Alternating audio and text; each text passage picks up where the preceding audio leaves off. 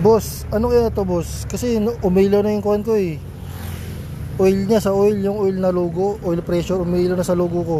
Tapos pagbukas ko ngayon, ito yung bumulantan sa akin.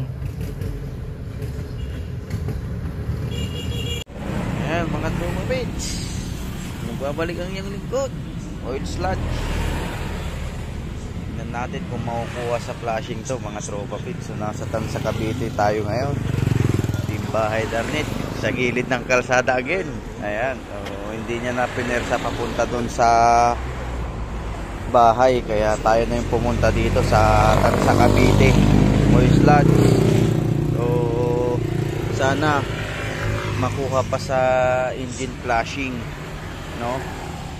Kaya sabi ko sa inyo, kung ginagamit nyo ang inyong sasakyan sa hanap buhay, siguraduhin din natin na bigyan din natin ng tamang balik ang ating kabayo. Regular na pag-change oil para maiwasan natin yung ganitong senaryo mga tropa pits.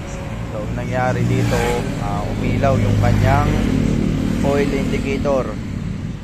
So natuyuan to mga tropa pits. Kung hindi man natuyuan,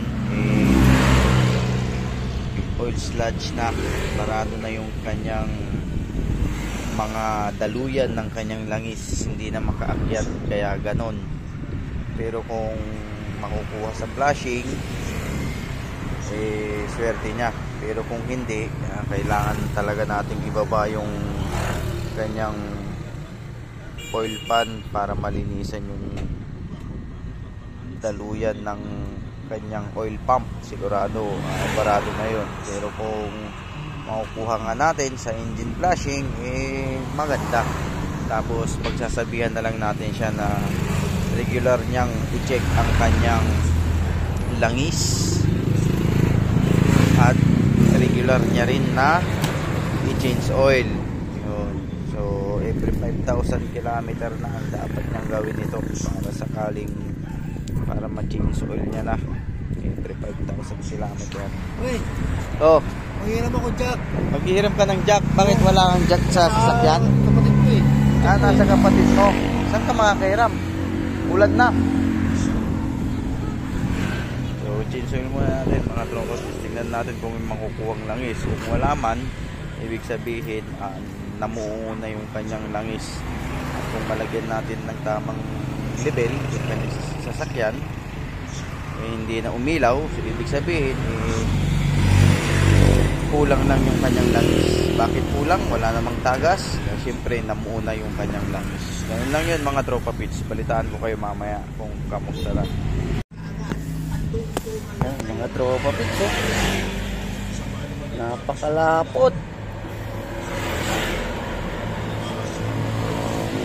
Namumuo-muo.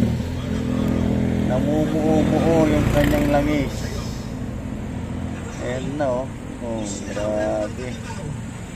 Halos ayaw nang lumabas. Oh, mayroong namumuo-muo. Bihira oh.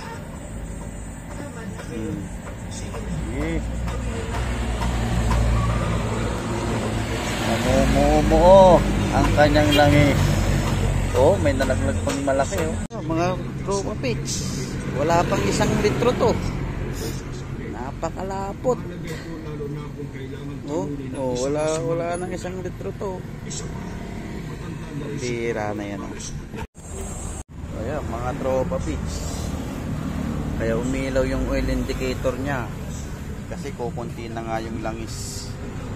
Parang wala pang 1 litro yung nakuha namin. Opa nyo yun mga tropa pits. Kaya nag-ilaw. Sana swertehin to. At hindi na umilaw pagka na-flashing namin at nag-change oil na namin itong kanyang sasakyan. So tignan na lang natin mamaya. Oh, wala na. Wala na. So, ibig sabihin kulang lang talaga yung langis. Tsaka malapot-lapot na. Pero ba't siya maitim no? Ganun talaga yun. Pagkakulang na yung langis mo, hindi mo na talaga siya, ay mag-labeling talaga yung ano. Buti ngayon lang na siya nag-play. Oo. Dito yun, kulay red. Parang thermos. Ayan, oh. Wala namang ingay yung kanyang sasakyan, mga tropa pit. Tahimik naman. At nawala rin yung oil indicator doon sa dashboard. Ibig sabihin, kulang lang yung langis.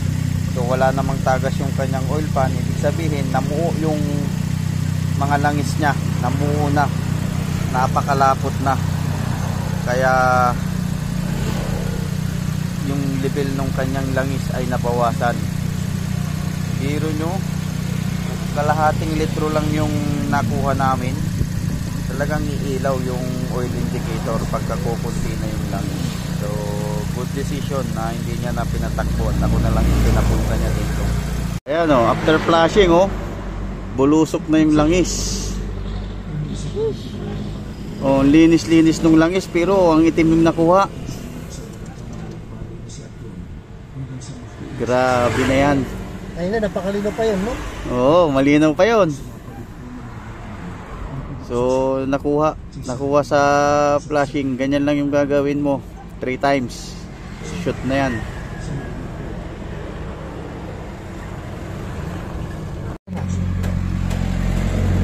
Oh, wala na. Wala na. So ibig sabihin, kulang lang talaga yung langis. Tsaka malapot-lapot na. Pero ba't siya maitim, no? Ganun talaga yun. Pagka kulang na yung langis mo, hindi mo na talaga siya, ay mag-blink talaga yung ano. Buti ngayon lang, hindi na siya nag-play. Oo. Dito yun, kulay red. Parang thermos. Thank you all for watching this here video.